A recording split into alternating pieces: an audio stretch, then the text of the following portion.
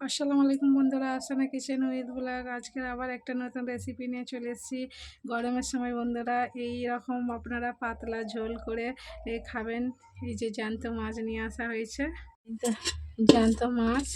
এটাকে আমি গোটা নিইনি, বড় মাছ বলে, যেহেতু এটা 700 গ্রাম আছে, এই তার থেকে হাফ নেওয়া হয়েছে। মানে এইটাই আমার 700 গ্রাম, একটা মাছ মানে 1 কেজি 400 গ্রাম আছে।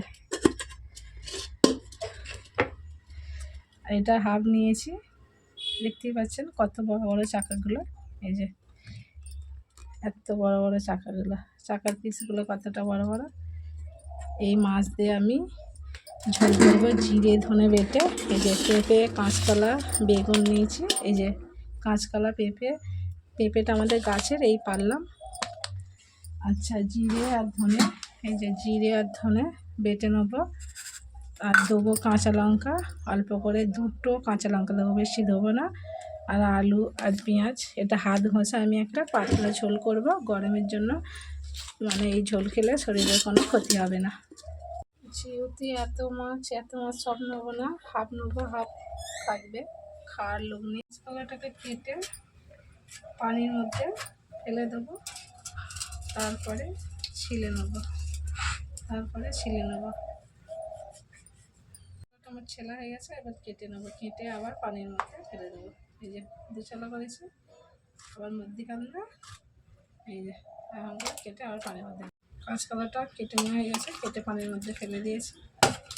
পেঁপেটাকে কেটে ছিলে নেবো, সামনেটা পেছনটা কেটে নেবো, তারপরে ছেলা হয়ে গেছে।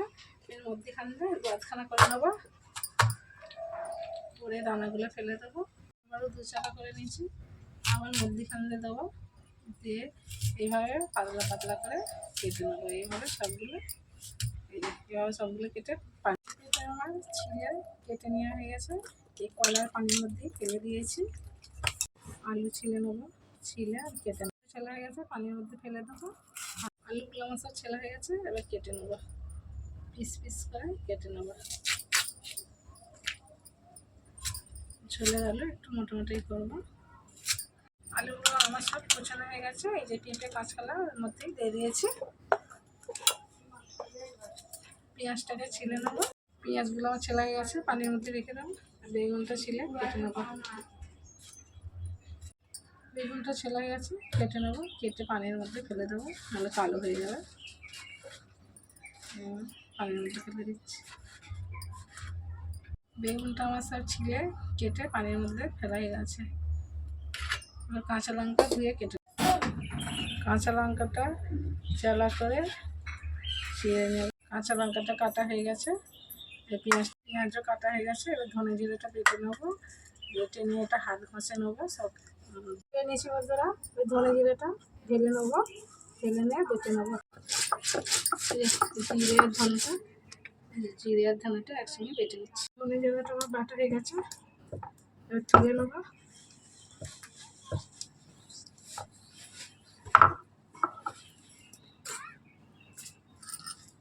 মাটিতে কাঁচকলা আলু এই হাঁড়ির মধ্যে দিয়ে দেবো।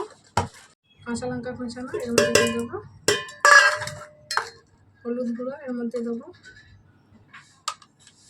সরিষার তেল দেবো এর মধ্যে, একটা হাত ঘষে বসাবো। আর জিরে ধনে বাটাটা এর মধ্যে দিয়ে দেবো।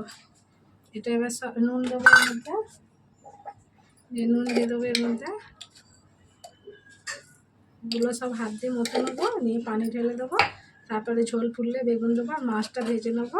এইভাবে হাত ঘষে সব মশলা দিয়ে, শুধু হলুদ গুঁড়ো দিয়েছি, কাঁচা লঙ্কা, পেঁয়াজ, সরিষার তেল, নুন আর জিরে ধনে বাটা, আর কিছু মশলা দেওয়া হয়নি এটা। এই যে হাত ঘষে নিচ্ছি। হাত ঘষার পর এবার পানি, আমার সব মশলা দিয়ে মাখানো হয়ে গেছে। এর মধ্যে এবার পানি ঢেলে দেবো। ঘষার পরে পানি দিয়ে রেডি করে রেখেছি, চিংড়ি ঢাকনাতে ঢেকে দেবো। ঝোলটা ফুললে বেগুন তুলে দেবো, আর মাছের মধ্যে হলুদ আর নুন দিয়ে মাছটা মাখিয়ে নেবো। মাছটা প্রথমে ভেজে নেবো, ভেজে নিয়ে তারপরে মাছটা মাখিয়ে নিচ্ছি।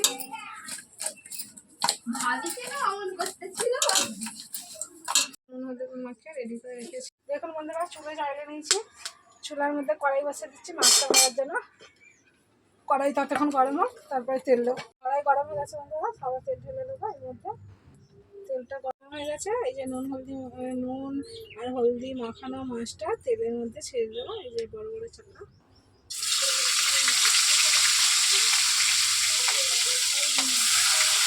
হয়ে গেছে, উল্টে দেবো।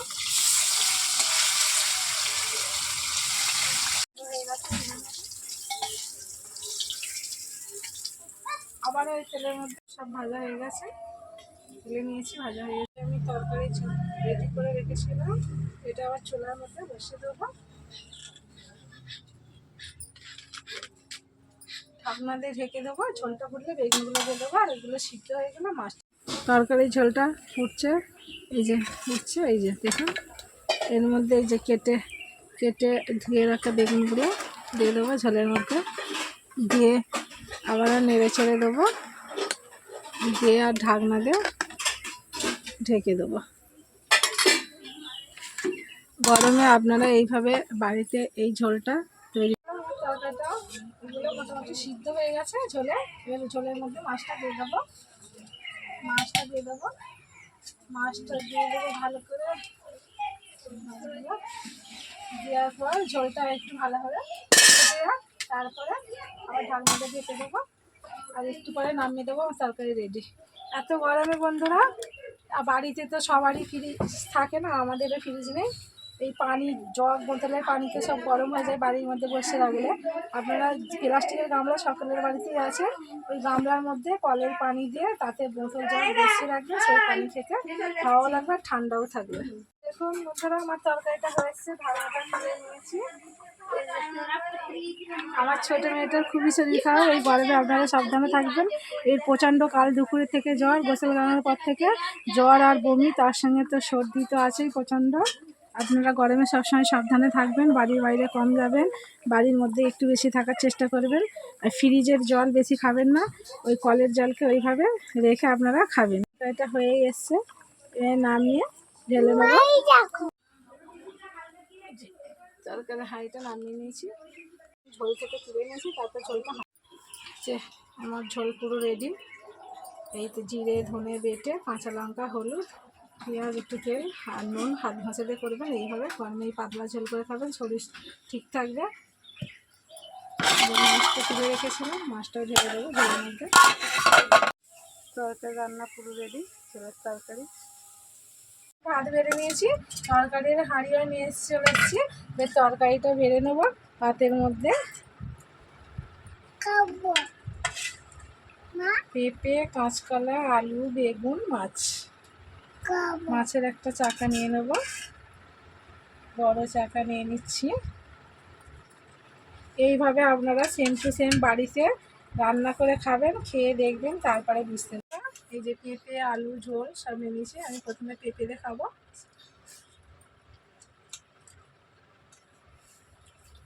মাছ ছাড়িয়ে নিয়েছি, মাছও খাচ্ছি।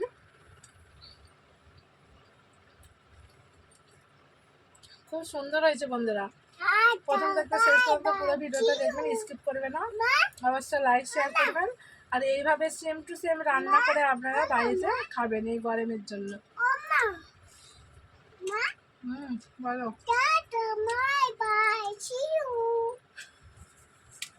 আমার মেয়েসি বলছেন tata bye bye see you. আজকের ভিডিও এখানকার মধ্যে শেষ হলো, আবার নতুন ভিডিও নিয়ে হাজির হবো।